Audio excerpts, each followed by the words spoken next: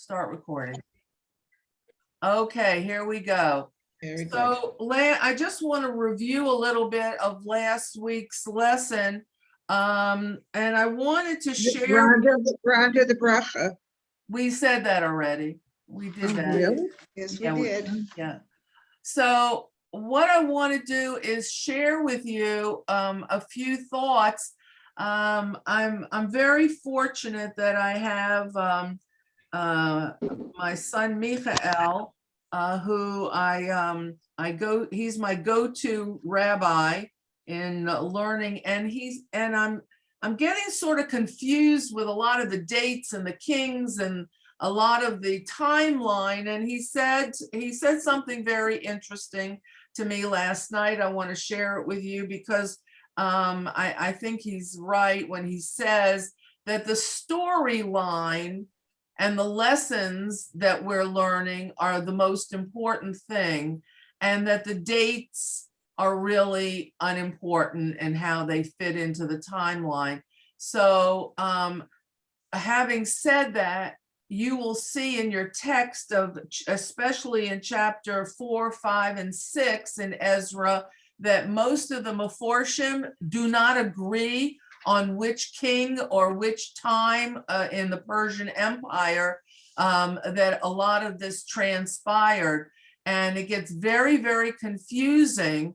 So if we can sort of put who was king and when the date was in the background and not emphasize that, but mostly the storyline, I think that many, many very, very powerful lessons to be learned from Ezra. And they're very relevant to today in modern day Israel.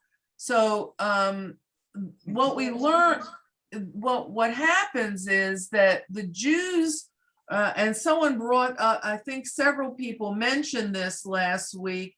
Remember, we read about the dedication of the after the altar was built, the dedication of the and I said it was the foundation. It wasn't the basis of the temple that was built. It was the cornerstone, the foundation stone that was laid to start building the temple. And we read that it said that there were people who had seen the first Beit HaMikdash that were crying, and those who had never seen the Beit HaMikdash before were rejoicing, and that the sound of crying and cheering could not be distinguished. There was such a large noise throughout Jerusalem.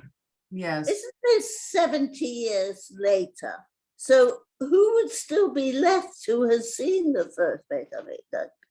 There could have been many people. It could have been, it could have been people. I mean, maybe people were living beyond 70. So I'm sure there were some people who had seen it. And perhaps it was a euphemism for those who had heard about the grandeur and the splendor of the temple from stories from their parents. We don't really know for sure, but there was great sadness because we have to understand what the situation was at that time. And it gives me a pause to reflect on a lot of things. This was really a group of people who had basically nothing to lose by coming to Judah, the kingdom of Judah.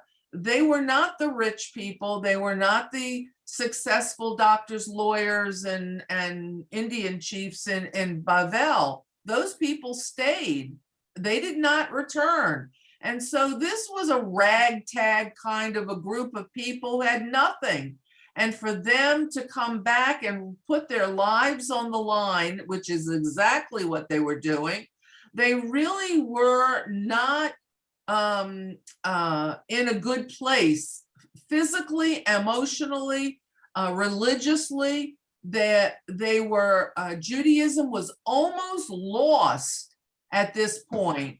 This Shivat Zion, the return to Zion, is just a miracle in itself, that people came back and that people were going to eventually be retaught by Ezra what Judaism was all about. Don't forget, Ezra is not in the picture at the moment.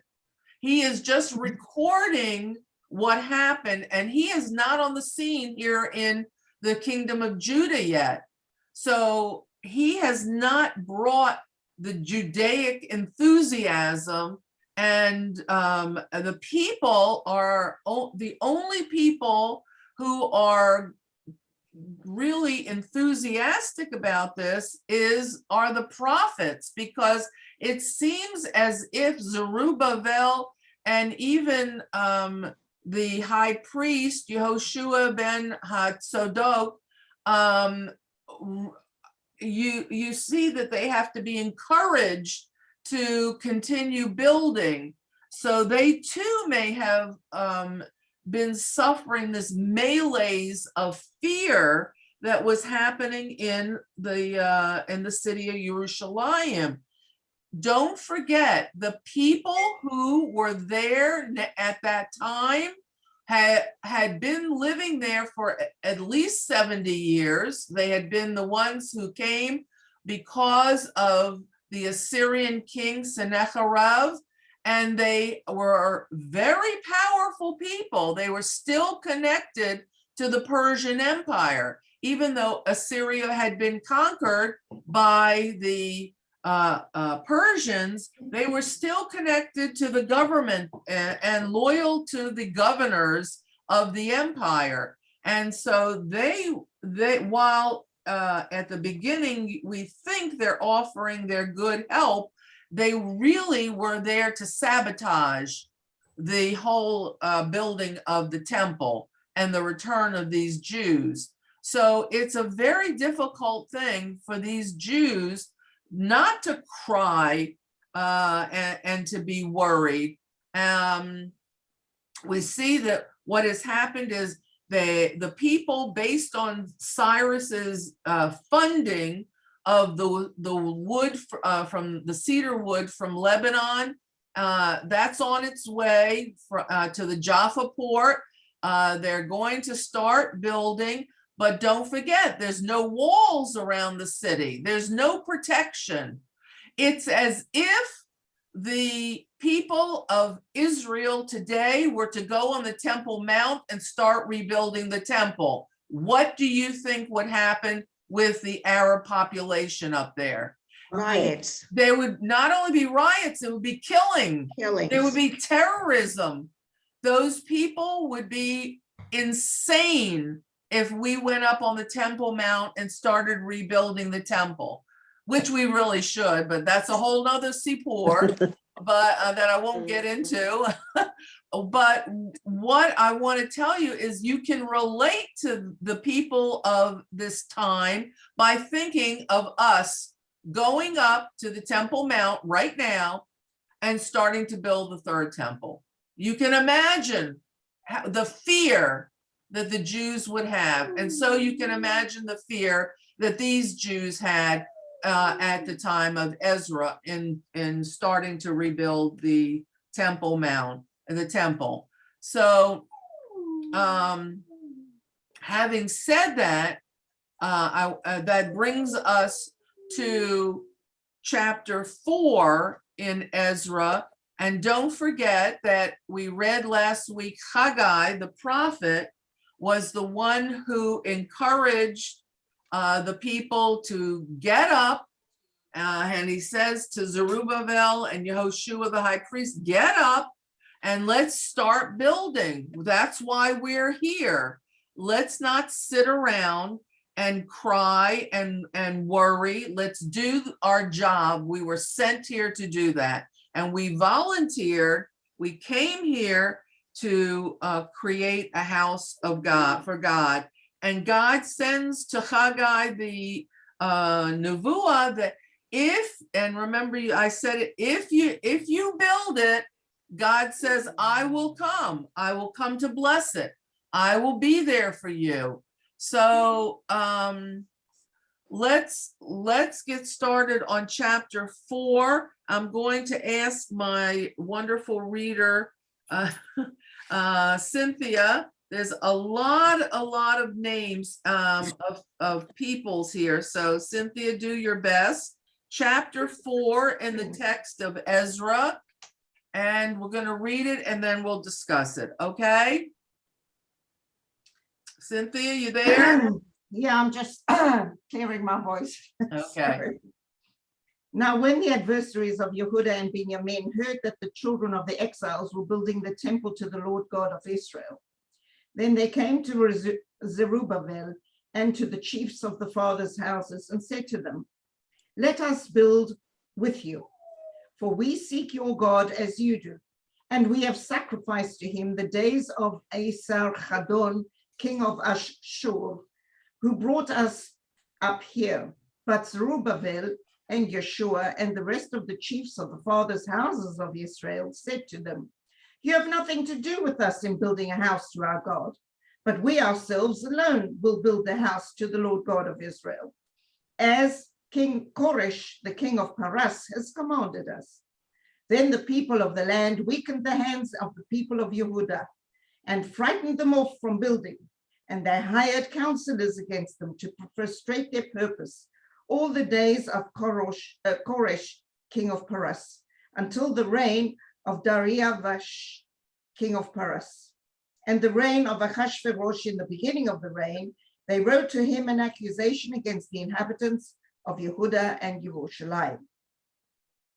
And in the days of Artaxerxes, Bishlam, Mithredath, Tavael, and the rest of their companions wrote to Artaxerxes, king of Paras, and the writing of the letter was written in the Aramaic script and translated into the Aramaic tongue. Rehum, the chancellor of Shimshai, the scribe, wrote a letter against Jerusalem to Artaxerxes. You can call him Artaxerxes. Artaxerxes. That was easy. The king in the sort. Then wrote to Rehum, the chancellor, and Shimshai, the scribe, and the rest of their companions, the Danites, the Apharchites, the Capelites. You can just skip that. There's a lot. These are the names of the peoples who inhabited the land of Israel at that time. They were brought in by the Assyrians in the population swap, and they continue to live there. So these are the names. Among them are the Babylonians, the Shushanites, from Shushan. So there's quite, and the Elamites, who it's said that they were also from Shushan, Persia. Go ahead to 10, Pasuk 10. And the rest of the nations whom the great and noble Asnapar brought over and placed in the cities of Shomron, and the rest are on the side of the river. And now this is the copy of the letter that they sent to him, to Artaxerxes the king. Thy servants, the men on this side of the river, and now be it known to the king that the Jews who came up from thee to us are come to Jerusalem. They are building the rebellious and bad city and have set up its walls and joined the foundations. Be it known now to the king that if the city is built and the walls set up again, then they will not pay toil, tribute, and custom, and so the revenue of the kings will suffer damage. Now, because we feel closely bound to the king's palace, and it was not meet for us to see the king's dishonor, therefore we have sent and certified the king. That search may be made in the book of the records of thy fathers. So shalt thou find in the book of the records, and know that this city is a rebellious city and hurtful to kings and provinces, and that they have moved sedition within the same old time, for which cause was this city laid waste. We make known to the king that if this city is rebuilt and its walls set up, By this means thou shalt have no portion on the side of the river. Then the king sent an answer to Rechum the chancellor, and to Shimshai the scribe, and to the rest of their companions who dwelt in Shomron, and to the rest beyond the river, peace. And now the letter which you sent to us has been plainly read before me, and I commanded, and search has been made, and it is found that the city of old time made insurrection against kings, and that rebellion and sedition were made in it. And there have been mighty kings over Jerusalem, who ruled over all countries beyond the river, and toll, tribute, and custom was paid to them. Therefore, make a decree to cause that these men to cease, and that this city be not rebuilt until a further decree is given from me. Take heed now, not to be slack in this. Why should damage grow to the hurt of the kings? Now, when the copy of King Artaxerxes' letter was read before Rechum and Shimshai the scribe and their companions, they went up to haste to Jerusalem to the Jews and made them to cease by force and power. Then the work of the house of God, which is at Jerusalem, ceased. So it ceased until the 2nd year of the reign of Dariavesh, king of Paras. Okay, thank you very much for that very beautiful reading. Okay, does anyone have anything to say before we take the chapter and see what it has to say? Preview. Wow. It's a preview of what's to come. Yeah. Anybody have any questions before we get started? Any comments? This was really a difficult period for the Jews. They are totally at the mercy of the natives, the population that is there in Yehuda. It's so let's start at the beginning. It says the enemies, they don't even call them the friends of, or the friendly natives, or they call them the enemies of Judah and Benjamin, because those are the two tribes where they've come back to. These people heard that the exiles were building the sanctuary. While they were building the altar, very quickly, they were building the altar as quickly as possible so that they could get it up and running, and that there would be a Jewish presence every day with the korbanot, with the high priest and the Levium singing. And I told you that last week, the Levium were brought in to sing while the construction was going on. So there'd be really a Jewish presence while they were building. And actually, it's like a singing army, that would be standing around protecting the builders. So here it says the enemies have come to, and they say to they go up to Zerubbabel and they say to the heads of the family, let us help you with the building. We're here, we've been here for years while you were in exile, and we learned all about your God, and we've been making sacrifices to your God all along while you're away in Bavel. And it says that that we have sacrificed to him, meaning God, since the days that they were brought in. But it also doesn't say that they became Jewish. They continued to sacrifice to their own idols as well. So they were not Jewish, even though they were sacrificing to God, but they thought that that would protect them in the land of Israel. So Zerubbabel and Yehoshua, the high priest, and all the families that were that had come back, said to these people, "Thank you very much." They were quite diplomatic, I must say. I'm impressed with how they replied. I'm not sure that would be the reply in modern day Israel. They said, thank you very much for coming over and offering your help to rebuild the temple. But we're going to do it ourselves and here's the interesting part, as King Cyrus, the king of Persia, has commanded us to do. What a great out for the people of Israel to say that, because these self-same people are very loyal to Persia. So here they say, thank you very much, but Cyrus, Koresh has commanded us to build the temple, and that's exactly what we're going to do. So it puts off these people in what I would say a very polite kind of response. And the people of the land they hired thugs and rabble rousers to destroy the plans of the Jews to rebuild. And what they're doing now is causing great consternation to these people who are trying to build the Beit HaMikdash. So they discuss their plans, the enemies of Israel.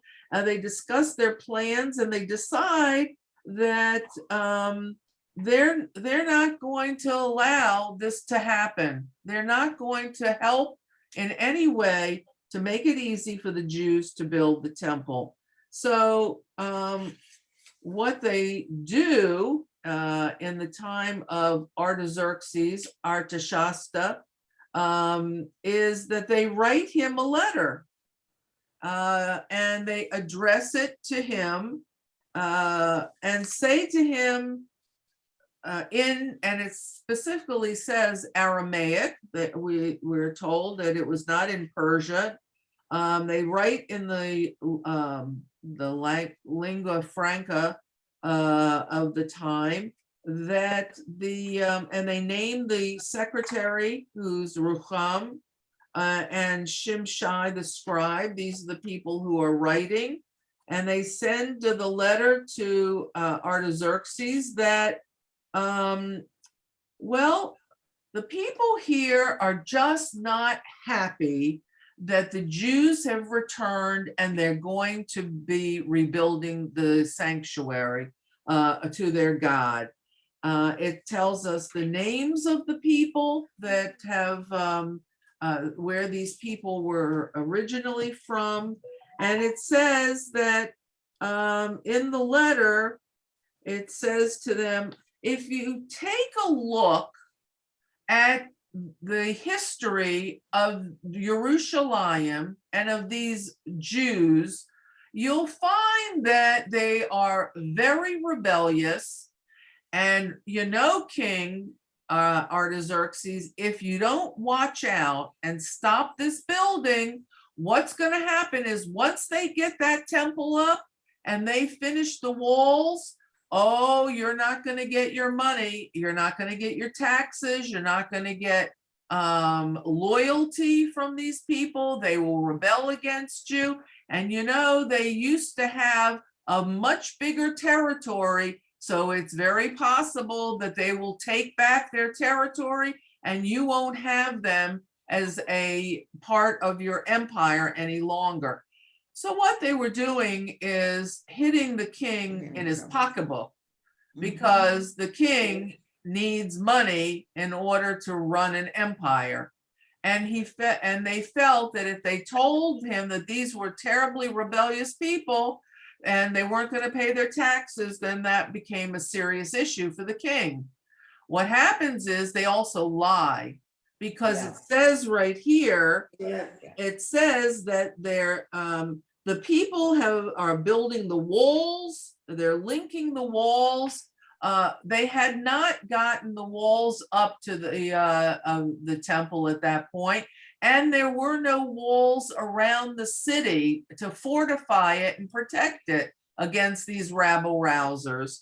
So the people straight out misrepresent the Jews and what they were doing. And they say to the king something very interesting.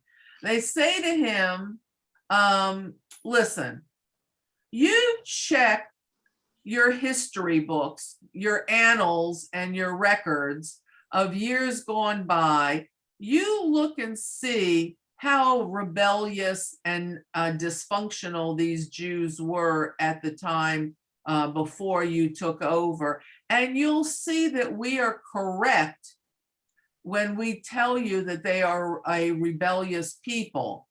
Now, as you know, when we studied King Ahasuerus, and he says, bring the daily records and read them to me, we know that kings throughout history had scribes that recorded the history during the period of that particular king. And as long as those parchments and those annals were not destroyed, then there was a history. So this king indeed sends his scribes or his secretaries, whoever, to probably go to the library and Google what these Jews had done during Malachim, the kings of Israel. Now, it's now I make a joke by saying they Googled to find out the history of what they did during the kings of Israel. But if you recall, we learned about good kings and bad kings, and there were probably more bad kings than good kings, and they rebelled against God. The people rebelled against the kings. There was a lot of turmoil during the period of the kingship throughout Israel and Judah. So the Artaxerxes finds the records and is told, yes, indeed, these people are very rebellious, and consequently, he has to make a decision. What am I going to do with this people who have been sent by Koresh to build this temple? Now, clearly at this point, Cyrus is no longer around. So he can make any decision he wants. But if you recall again from what we learned in Megillat Esther, what couldn't the king do, the Persian king, what couldn't he do once it happened? Do you remember? Once something happened, what could he not do? He couldn't rescind it. He could not, if a decree went out from the king, he could not Change it. He couldn't change it. Do you remember why he says to Esther and Mordecai, write it whatever you want and send it out? I can't change the decree that you're going to be killed, but you can write a second decree countermanding that. Right. Do you remember that? Yeah, with the signet ring or something. If the Yes, signet ring was on right. there, they couldn't do anything. Right. So Mordecai takes the original decree that Haman had sent out in the name of the king, and concept by concept, he counters it in his decree. And that's why it's such a brilliant decree that Mordecai writes, because it protected the Jews so well. So this king, interestingly enough, feels that he can change the decree of Cyrus, even though that was against, it seems like it was against Persian law. So we have to wonder, why would he do that? If Cyrus had already said, go build the temple. Well, perhaps the king who this Artaxerxes, perhaps Somebody has to mute. yeah, it's me. Perhaps this king had no use for the Jews to build the temple, and so consequently it was meaningless for this king to have the temple rebuilt. He said, you know, what was good for Cyrus isn't necessarily good for me. And so consequently, I see no reason to continue the construction based on what these people are saying. This is a very, very challenging time for these Jews, and what's going on is very sad. I certainly am empathetic to them, and it's a very terrible time for them. So what the king does is he sends back a letter saying, yes, indeed, I've researched all of this, and I found out that you are absolutely right. They are a rebellious people, and I want you to understand that I agree wholeheartedly with you that they do not have to continue. They will not continue building the temple. And so the king sends the message to the secretary and to the scribe in the area of Israel, and tells them, stop the Jews, and they can no longer rebuild their temple, and they can no longer continue work on making it a house for their God. This is a very difficult and sad time for the Jews who are there, because what happens is they go into a very big depression. They came with a purpose, and now that purpose is being stopped.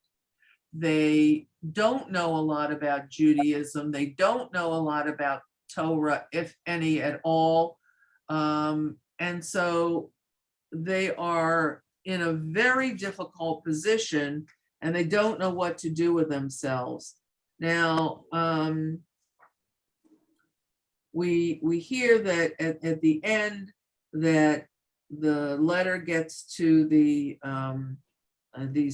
people of who have written to the king, Artaxerxes, and they hurriedly go and tell the Jews to stop work. It's a very, very difficult period. Now, having said that, another reason that the Jews of this time have gone into this kind of malaise and depression is during the period of exile, the prophets had told the Jews, do not despair. We will be returned to our land in glory and in greatness. We will be going back to our home. We will be able to rebuild. They were very enthusiastic about returning to Eretz Yisrael. And they created such a picture of splendor and glory in the return of the Jews after the exile that the people had very high expectations and very different. What happened is they were met with very different circumstances when they returned. And so consequently, they probably are saying to themselves, once they hear that this letter from the king says you can't build anymore, is they're saying, well, what's the purpose? What's the point? We just go home. You know, we have a home now. Let's go home to our house. We'll farm our land. We'll do what we can, but you know, it's pointless. This could have been the end of Judaism as we know, Torah Judaism as we know it in Eretz Yisrael. And this chapter really, really is the defining moment of what's going to happen and how the effect of the secular world affects the Jews in Eretz Yisrael. We find this even today. We find that the thoughts and the opinions of the outside world have a tremendous effect on how the government of Israel is run today. It's no different. We often are at the whim of certain nations. Don't forget, we are financially involved with some nations. Some nations seek to destroy us even to this day. Some nations are our friends, but are they our friends through thick and thin, or are they our friends not, forever? It just depends. So we see the same kinds of things happening today as it was back then. And it's very challenging, but keep in mind that the difference between today's establishment of Eretz Yisrael and the establishment and in the return of the period of the exiles is, one, they were sent back for religious reasons by Cyrus the Great. They weren't sent back for political reasons, because he could have very easily said, just stay in Bavel. You don't have to go home. But they sent them back because of religious reasons. Today, the state of Israel was created for political reasons and not for religious reasons. And so it's a very different picture that we have, and very different from the picture back then. Do you understand what I'm trying to? Yes, but the picture for the Jews in the diaspora is pretty much the same. I mean, there are areas where they're not allowed to build shuls or daven or keep whatever. So history repeats itself. There's still a lot of anti-Semitism all over the world.